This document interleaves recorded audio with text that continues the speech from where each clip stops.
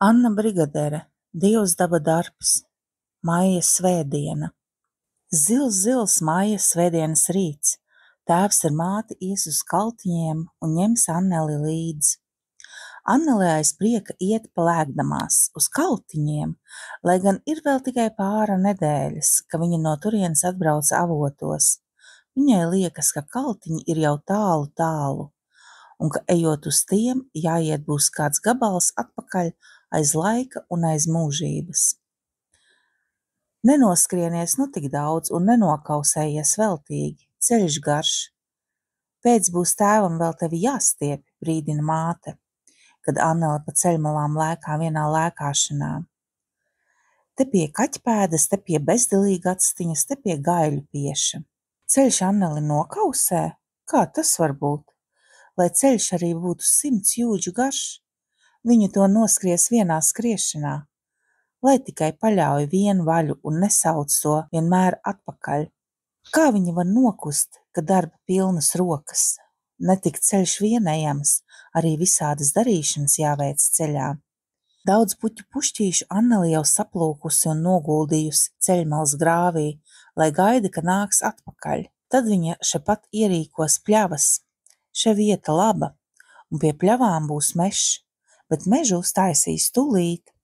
Un Annele vaigas sviedros pūles ap mazu jaunu bērziņu, lauzīdama lokanos zarus un nevarēdama tos nolaust. Tēvs paliek norādams stāvot. Vai, bērniņ, ko tu dari? Tu saplūc tik daudz puķīšu un novītušas tās nomet. Nu tu vēl bērziņam nedod miera, bet vai viņš tik ātri var izaugt, kā tu viņam nolauzīsi? Kā viņš stāvēs starp citiem aplauzītiem zariņiem? Kā kroplītis bez rokām. Padomā, ka viņš arī ir Dieva bērns, tāpat kā tu, dzīva radībiņa, kurai tāpat sāp kā tev. Annele nobīstas. Pietvīkušām vaininieces acīm, tā skatās tēvā. Bērziņam sāp? Puķītēm sāp? Tāpat kā tev? Viņa brīnās. Nu jā, tēvs nopietni turpina. Nelauz viss. Nekad pa jokam nenieko kociņus, lai viņi aug, lai priecājas Dieva saulītē. Labu laiku Annele iet domīga. Tur sauc spilgta puķa, tur sulīgs zaļš zars, bet viņa sevi brīdina. Dieva radībiņa, tāds pats Dieva bērns kā tu, sāp, nelauz viss. Bet ko nu darīs? Tēvs ar māti soļoti gausi, iet vienās runās. Annele aizskrēja atmērot lielu gabalu ceļa uz priekšu, atmērot to atkal atpakaļ. Viņi kā runā, tā runā. Ko tik daudz varētu runāt? Nu viņi pavisam nogriežas no ceļa.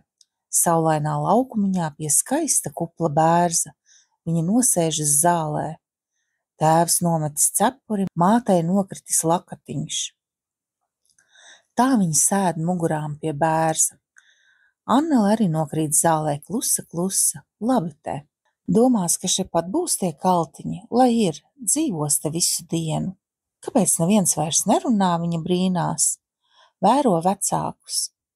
Māte skatās kaut kur, kad Annele liek savām acīm skriet viņas skatiem līdz, tad tās aizjoņo tālu, augstu, zilajās dziļajās debesīs. Tad viņas acis atkal atnāk atpakaļ, meklē tēvu un māti. Ai, kā patīk viņos skatīties, vai katram bērnam ir tāda tēvs māte, un pavisam citādāki viņi ir nekā vakar un aizvakar. Tēvam ir tādas acis kā debesis, un mātei ir tādi vaigi un mute, nu kādu tad? Annele nevar atrast tādu puķu, kas būtu tādas kā māte, un ar ko varētu to salīdzināt. Tāpat gribas uz abiem skatīties kā uz puķēm, uz bērziem, uz zilajām debesīm. Bet kāpēc tas tā? Kāpēc šodien tā? Kā vēl nekad nav bijis? Annele domā, izdomā. Tas tāpēc, ka šodien ir svētdiena. Mešs, puķes, zilā debesis ir svētdiena. Tēvs un māte ir svētdiena. Viņu rokas ir svētdiena, viņu rokās nav darba, viņu kājās nav steigas, Viņa mutēs nav, nu bērns, ej nu no kājām, nav vaļas.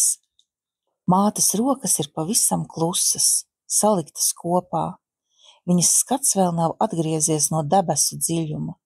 Viņas lūpas kust, viņa runā ar kādu, ne ar tēvu, ne ar Anneli. Ar ko tad viņa runā? Nu jau ar vārdiem, viegli šūpodamies, kā viļņi lēnajā upē, par kuru viņa šorīt pārgāja pāri. Tā iet viņas vārdi. Tas kungs ir mans gans, man netrūkst ne nieka. Viņš liek man uz zāļainām ganībām ganīties. Viņš vada mani pie palēna ūdens. Tas kungs? Annele apsvēršas uz elkoņiem un liek savām acīm atkal skriet to pašu debesu tālo ceļu. Kas viņš ir? Māte saka, tas kungs ir gans. Gans? Jā, kad Annele paskatās ar savām citām acīm, tad viņš ir gans. Viņa mētelis ir kā putu pārslas, ziliem debesu ielokiem. Viņš ir liels, pāri mežiem aizslīd viņa zeltotie spārnu gali. Kur viņa laižas pāri, uziet vienās puķēs pļava un saulainais laukums. Bet viņš skatās un meklē. Ko viņš tur meklē? Nu, kad viņš ir gans, ko gan citu kā savu ganāmo. Viņš atspirdzina manu dvēseli, viņš ved mani uz taisnības ceļiem, sava vārda labad. Dvēsele? Annele ausās. Kas tas ir dvēsele? Kur viņa ir dvēsele? Tas ir tas vārds, ko viņa vēl nezināja. Cilājies, ak, dvēsle, mīļā. Tā stāvēja dziesmu grāmatā, kuru Annele lasīja kaltiņos. Radu meita smējās, kad viņa lasīja, bet pateikt nepateica, kas tā ir dvēsele. Dvēsele. Annelei arī viņa ir, tā dvēsele. Viņa pati guļ zālē, bet dvēsele aizskrēja uz vistālākiem debesu laukiem. Viņa pati aizdara acis, bet dvēsele redz. Viņa visu kāro redzēt, viņu nevar paēdināt ar maizi, ne padzirdināt ar ūdeni, ar vienu viņai kā vajaga. Te saules, te puķu, te putnu dziesmas, te putnu spārnu ātruma. Šodien viņai vajag rītdienas, rītu parīta, bet parīt aizparīta. Viņa ir dažreiz tā nobēdājusies, ka jāatspirdzina, un lielais gans tad nu nāk un viņu atspirdzina. Tad ir miers, un tad ir svētdiena. Zilā debes ir svētdiena, mežs, pļavas, puķes, putni, tēvs, māte. Viss tad ir svētdiena. Jebš es staigāšu nāves ēnas ielejā, taču nebīstos ļaunuma. Tavs koks un tavs zizlis mani iepriecina. Nāves ēnas ieleja. Nē, turp ne. To Annele negrib dzirdēt, to viņa negrib redzēt. Kas viņai gar to daļas? Bet viņai jāredz, dvēsele grib. Arī nāves ēnas ieleja. Dvēsele atver savas neredzamās acis un skatās, ne tikai bezdibenīgas sienas grūšt uz leju. Dziļāk. Ne tikai skatās vien, viņa ir jau tur iekšā. Zeme atdarās kā vāki, bezdibenīgas sienas grūšt uz leju. Dziļāk, tur, kur tikai melnas alas un akmeņu grēdas, sals un tumsa, stāvošas aizas, neredz vairs ne zemes zaļuma, ne zilā debesu mirdzuma, skrej no viena gala uz otru, maldās un maldās, nevar atrast ceļa, kas izglābs no tik lielas tumsas un tāda dziļuma. Tavs koks un tavs zizlis piepeši paspīd kā zibenīgs stars. Lielā gana zelta zizlis sniedzas lejup. No pašu debesu pavāla tas sniedzas līdz nāves ielas dziļumiem, un kā pa zelta trepīti dvēsele uzlido gar viņu atkal zemes zaļumā, atkal debesu zilumā.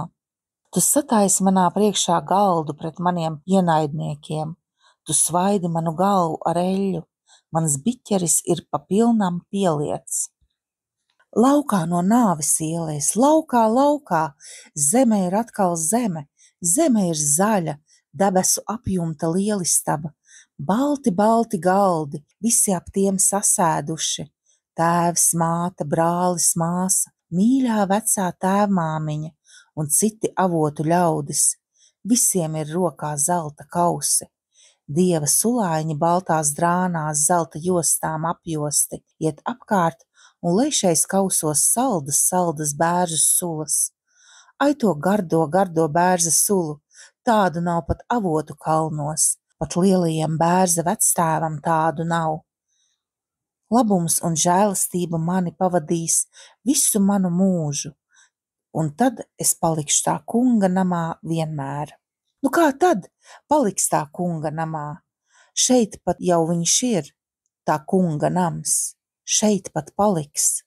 Augstie zaļie koki, kuplie krūmi, vēsmiņām šūpotais ziedošais saules lauks. Šeit pat paliksim. Annele piespiež vaigu pie zemes. Tā ir valga kā no saldām asarām. Tā smaržo kā medus. Mīļā zeme. Iesim nu, bērns. Māte ir piecēlusies, izpurina savu lakatiņu apsienu. Nu vai kājas atpūtināji? Tēvs vaicā. Dzert negribas? Jā, Annelē traki gribas dzert. Bērzu sulas no zelta kausa viņu padarītu neizsakāmi laimīgu, bet viņa zina, ar redzamām acīm bērza sulu saredzēt nevar.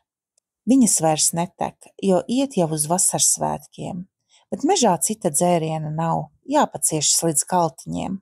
Tēvs paņem viņas vienu roku, māte otru, pāri ceļam ēnu zīžu tīklā mijas un jaucas saules dukātiņi. Annele pievelk kājas un abu vecāku rokās kā šūpolēs svārstīdamās, laižas tiem pāri, un sirds viņai priecīgi lec, kad vecāki ļauj vaļu tā darīt. Tas tāpēc, ka svētdiena, un tāpēc, ka mežā dzeguze kūko un zied apaļie pureņi un bezdalīgi actiņas.